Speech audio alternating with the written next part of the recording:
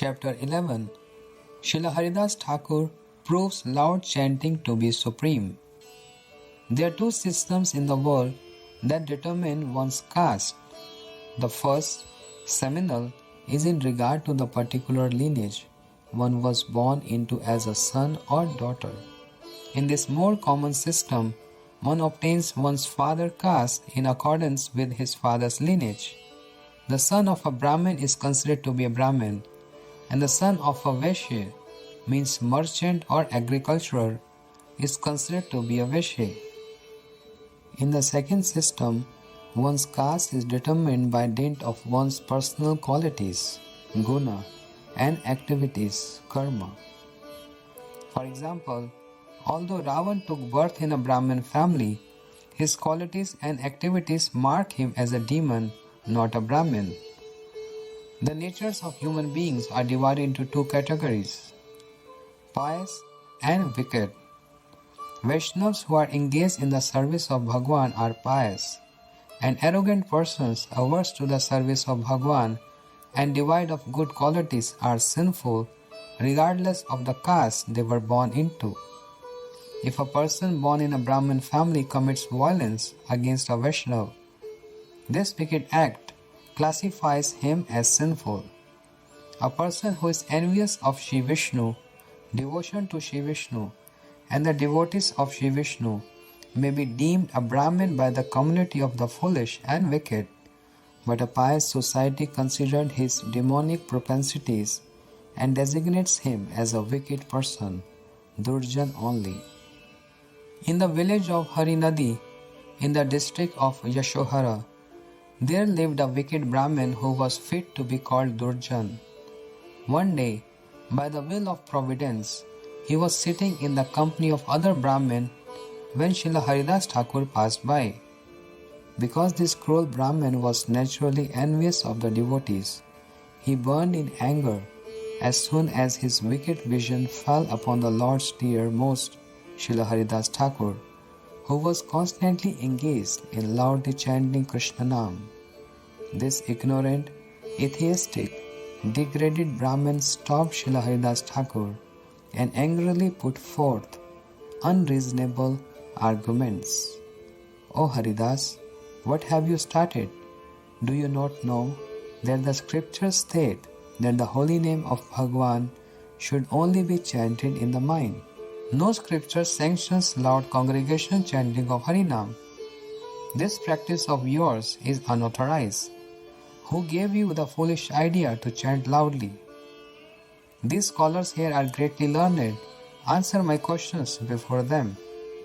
Mahabhagavad Srila Haridas Thakur never desired honor for himself, Amani, but gave all honor to others, Manad. He spoke gently with deep humility. It is greatly learned people like you who knows the glories of the holy name. I have not the slightest understanding of the subject.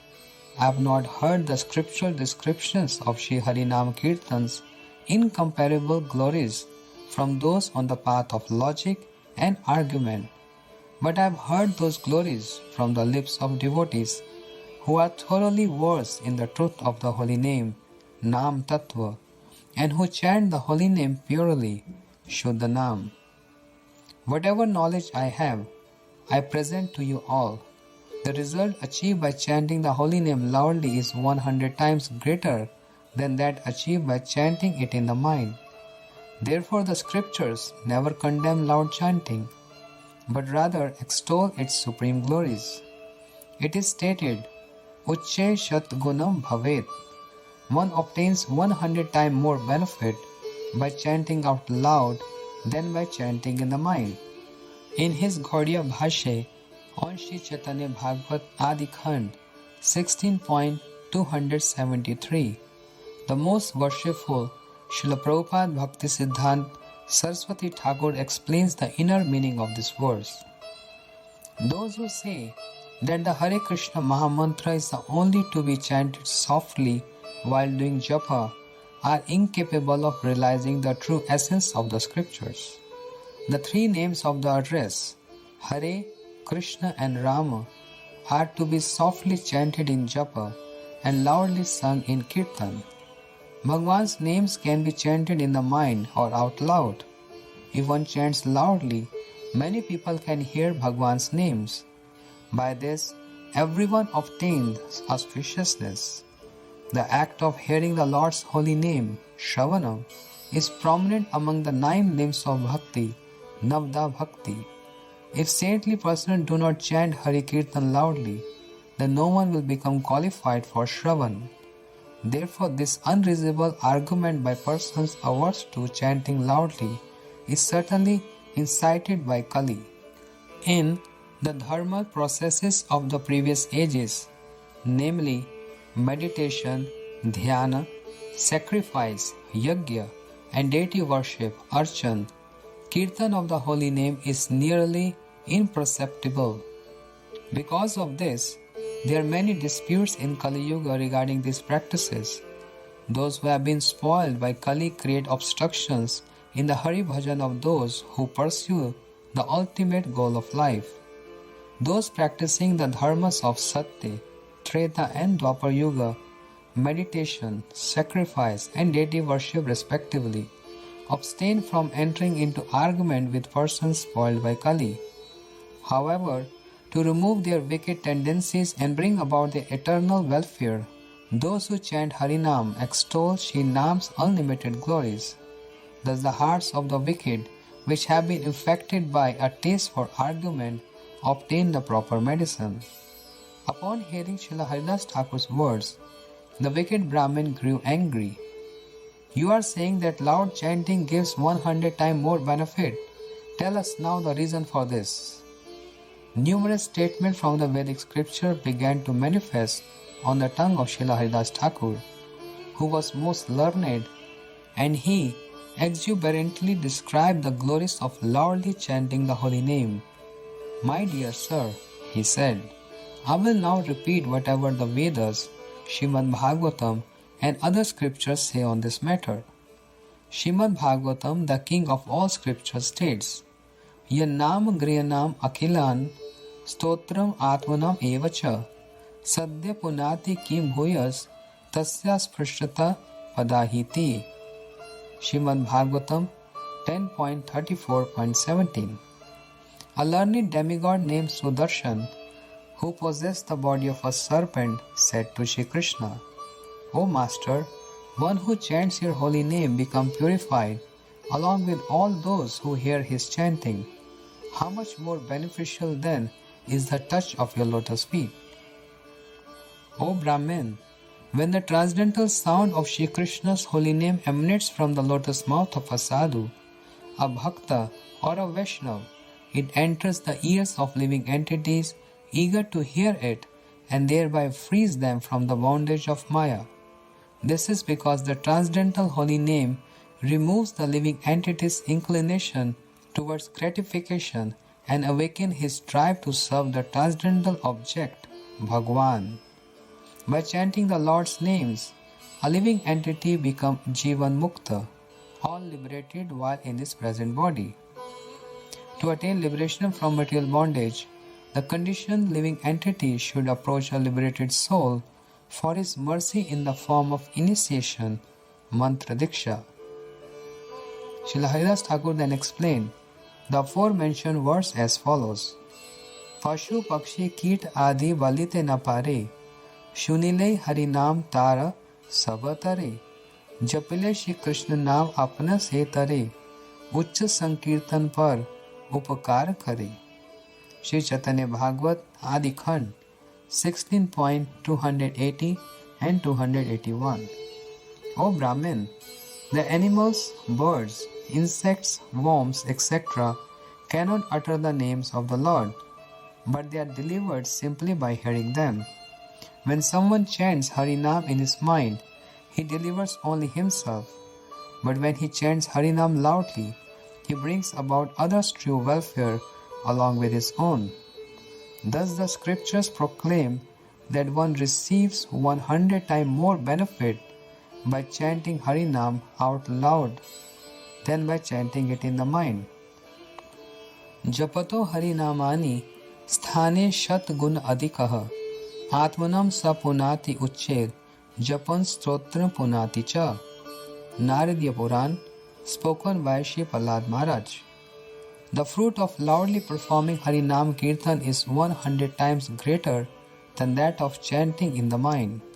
This is because while one who chants silently purifies only himself, one who chants loudly purifies both himself and all those who hear him.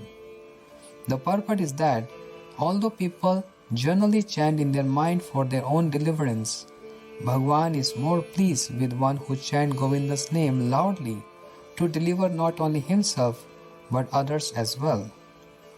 There are other living entities apart from human beings who have a tongue and can make many kinds of sounds. Yet only humans can utter Shri Krishna Nam. Someone may thus ask, trained birds can also utter Shri Krishna Nam, so can they also attain liberation?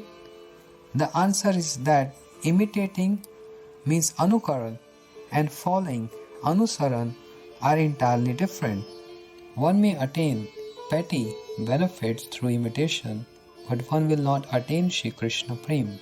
The conclusion is that no human can utter Shri Krishna Nam in the true sense. It is also certain that a conditioned soul cannot gain auspiciousness until he receives the opportunity to chant or hear Krishna Nam. Even if a living entity is unable to chant Krishna Nam, he can still hear it from the devotees of the Lord, Bhagavad Bhaktas.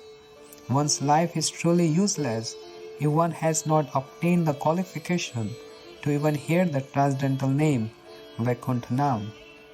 By chanting it loudly, one brings success to the lives of all who hear, because every living entity can be liberated in this very life by hearing Vaikuntha Nam.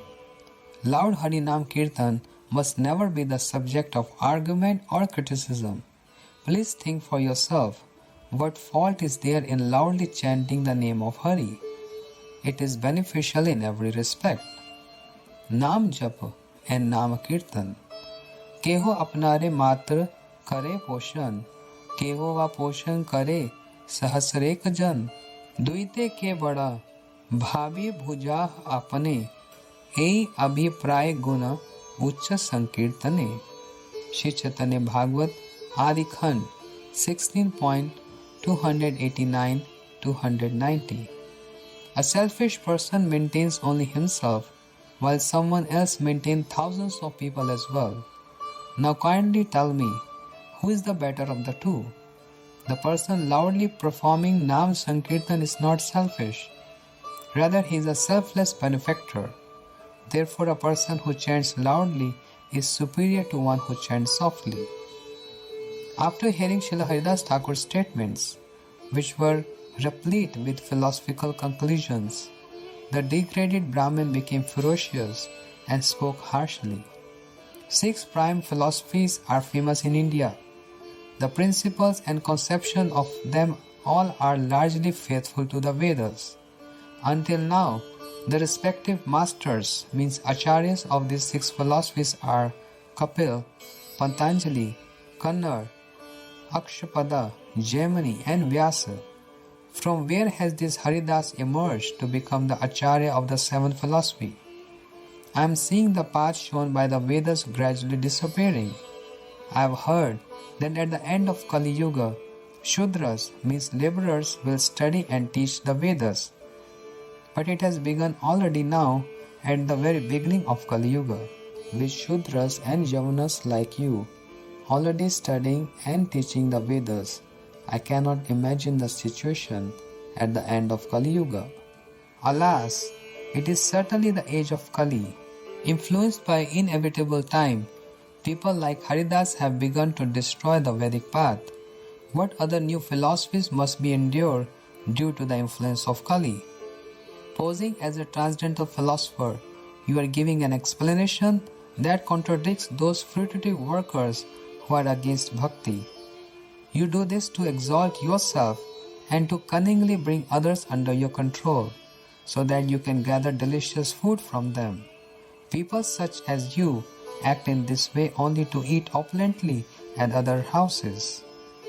Srila Haridas Thakur's exceptional scriptural statements about the holy name only intensified the animalistic nature of that atheistic, degraded Brahmin. He ferociously cursed Srila Haridas Thakur and vowed, if Haridas' explanation of the holy name's glories differs from that of the scriptures, I will retaliate by publicly cutting off his nose and ears. Srila Haridas Thakur did not respond to the harsh words of that conceited Brahmin. Although aggrieved at heart, he smiled outwardly and loudly chanting, continued on his way. All the other Brahmins there were controlled by their sinful minds. They sat silently and did not give Srila Haridas Thakur's statements due consideration. Demonic Brahmins. Those who support sinful people are themselves sinful. The evil people in that assembly did not counter the offensive words of that atheistic, degraded Brahmin. What to speak of support the scripturally based statements of Srila Haridas Thakur. The true duty of Brahmins is to perform Hari Bhajan. A person averse to this duty is termed a demon, Rakshasa, even if he took birth in a Brahmin family. Such people, upon their demise, suffer profuse punishment at the hands of Yamaraj. This was an assembly of Brahmins in name only. Factually, they were only demons. Kali Yuga Rakshasa Sakal Vipra Ghare Janmi Bike Sujaner Himsa Garivare. Shri Chaitanya Bhagavad Adikhand 16.300. In Kali Yuga, demonic people who spite Vishnu and the Vaishnavas take birth in Brahman families in order to harm the Vaishnavas. Rakshasa Kalim Ashrita Jayanti Brahma Yonishu Utpanna Brahmana Kule Badhyanti Shrotayam Krishan. Varaha Puran, spoken by Lord Shiva. Taking shelter of Kali Yuga, demons take birth in Brahmin families and harass those extremely rare virtuous souls who adopt the Vedic way of life. Ei sabe vipre sparsha katha namaskar dharma shaste sarvatha nishedh karibar. Shri Chaitanya Bhagavad Adikhand 16.302. Religious scriptures completely forbid one to touch, speak to, or offer pranam to such Brahmins. In his Gaudiya Bhashya on the above verse, Srila Prabhupada Saraswati Thakur writes, one should not even touch conceited Brahmins who are inimical to Shri Vishnu and the Vaishnavas.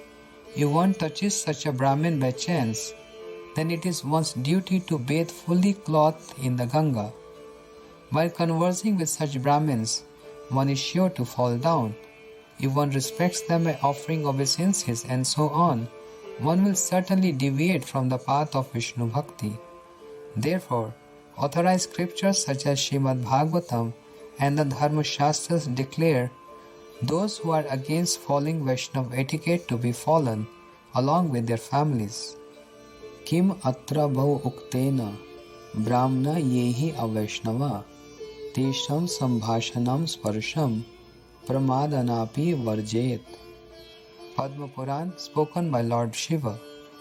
There is no need to speak much on this subject, but one thing you should always remember is that one should not, even by mistake, speak to or touch a person who, although a Brahmin by birth, is not a Vaishnava. Shopakam eva niksheta lok vipram avaishnavnam Vaishnav varna bhayu api punati bhuvanatrayam. Padma Puran. Just as it is improper or prohibited by Shastras to see dog eaters, it is also improper to see a Brahmin who is not a Vaishnava. Yet, regardless of his caste, a Vaishnava purifies the three worlds. Brahmana hai jadi a Vaishnav hai, tabe tar alap hai, punya jaik hai. Shri Chaitanya Bhagavad Adikhand 16.305.